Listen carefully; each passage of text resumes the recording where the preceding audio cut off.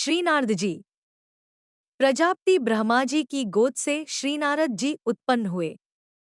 जब ब्रह्मा जी ने इन्हें भी सृष्टि विस्तार की आज्ञा दी तो श्रीनारद जी ने यह कहकर कि अमृत से भी अधिक प्रिय श्री कृष्ण सेवा छोड़कर कौन मूर्ख विषय नामक विष का भक्षण आस्वादन करेगा, ब्रह्मा जी की आज्ञा का अनौचित्य दिखाया।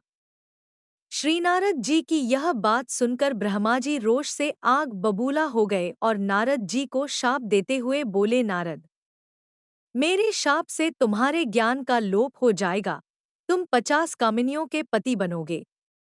उस समय तुम्हारी उपबरहन नाम से प्रसिद्धि होगी, फिर मेरे ही शाप से दासी पुत्र बनोगे, पश्चात संत भगवंत कृपा से मेरे पुत्र रूप में प्रतिष्ठित हो जाओगे।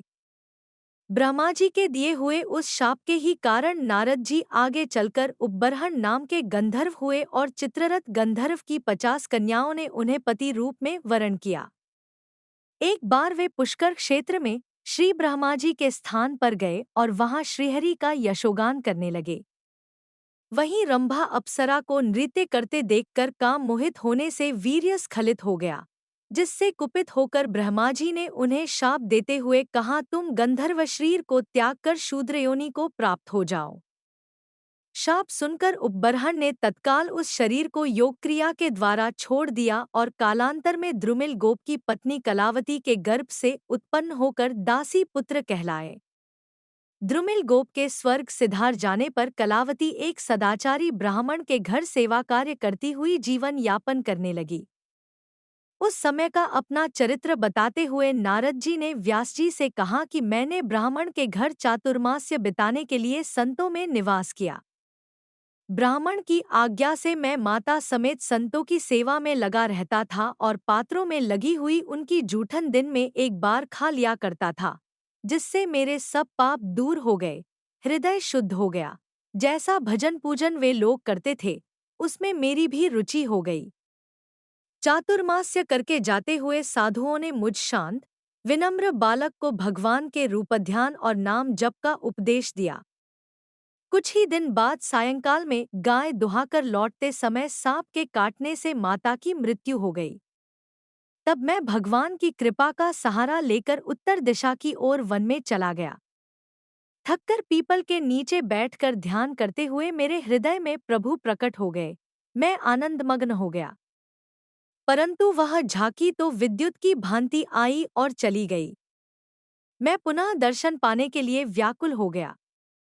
उस समय आकाशवाणी ने आश्वासन देते हुए बतलाया, अब इस जन्म में तुम मुझे नहीं देख सकते। यह एक झांकी तो मैंने तुम्हें कृपा करके इसलिए दिखलाई कि इसके दर्शन में तुम्हारा वित्त मुझ में लग जाए। तब मैं दयामय भगवान को प्रणाम कर उनका गुण गाते हुए पृथ्वी पर घूमने लगा। समय आने पर मेरा वह शरीर छूट गया। तब दूसरे कल्पे में ब्रह्मा जी का पुत्र हुआ। व्यास जी, अब तो जब मैं वीणा बजाकर प्रभु गुणगान करता हूँ, तो की तरह भगवान मेरे चित्त में तुरंत प्रकट हो जाते हैं। नारद जी देवर्षि हैं तथा वेदांत, योग, ज्योतिष, वैद्यक, संगीत तथा भक्ति के मुख्य आचार्य हैं। पृथ्वी पर भक्ति प्रचार का श्रेय आपको ही है। भक्ति देवी तथा ज्ञान वैराग्य का कष्ट दूर करते हुए वृंदावन में आपने प्रतिज्ञा की है कि हे भक्ति देवी, कलयुग के समान दूसरा युग नहीं है। आता कलयुग में दूसरे धर्मों का तिरस्कार करके और भक्ति विषयक महोत्सवों को आगे करके जनवरी से जनवरी और घर घर में तुम्हारी स्थापना दो करूं तो मैं हरिदास न कहाऊं।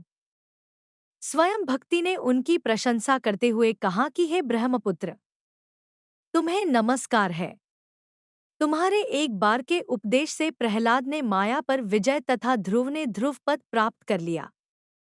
यथा जयति जगति माया यस्य कायाध्वस्ते वचन जन्मेक केवल चाकलय ध्रुव पद्मपि यातो यत्कृपा तो ध्रुवोयम सकल कुशल पात्रण ब्रह्मपुत्रण नतास्मे।